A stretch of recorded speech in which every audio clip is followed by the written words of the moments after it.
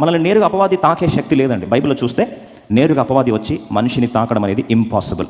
బైబిల్లో రాస్తుంది, చూడుము నా అరచేతిలో నేను నిన్ను చెక్కి ఉన్నాను.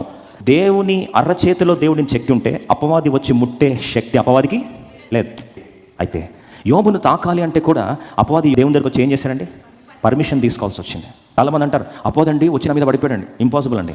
డైరెక్ట్గా వాడు పడలేడు దేవుని బిడ్డ మీద. మరి ఎట్లా దాడి చేస్తాడు? అపవాది యొక్క కుతంత్రం ఏంటంటే, మనలో నుండి మన ఎక్స్పెక్టేషన్స్ మనం కలిగి ఉంటాం కదా. ఏం ఎక్స్పెక్టేషన్స్? నేను ఇది ప్రేమిస్తుంటే అవతల నుంచి కూడా నాకేం కావాలి? ఏదో ఒకటి, వాట్ ఎవర్ ఇట్ ఇస్, అప్రిసియేషనో, శబాషో, మంచుకున్నామనో ఏదో ఇవ్వడమో, లేదా వాళ్ళు ప్రేమించడమో, ఇలాంటి ఏదైతే ఎక్స్పెక్టేషన్స్ ఉంటాయో, ఎక్స్పెక్టేషన్స్ అనేది ఎవరు క్రియేట్ చేసుకున్నది? మనం క్రియేట్ చేసుకుంది కదండి కదా. అయితే అపవాది ఏం చేస్తారంటే, మనం క్రియేట్ చేసుకున్న ఈ ఎక్స్పెక్టేషన్స్నే వాడు హైజాక్ చేస్తాడు. దాన్ని ఏమంటారు తెలుసా అండి? దొంగతనం అంటారు. ఇప్పుడు యోహాను సువార్త 10:10 చదవండి. వాడు ఫస్ట్ ఏం చేస్తాడు? దొంగతనం చేస్తాడంట. వాడి స్ట్రాటజీ ఇది, వాడి టెక్నిక్ ఇది. ఏం దొంగతనం చేస్తావురా సాతాన్ అంటే, వాడు అంటాడు నీదే నేను దొంగతనం చేస్తా అంటాడు. నాదేముంది?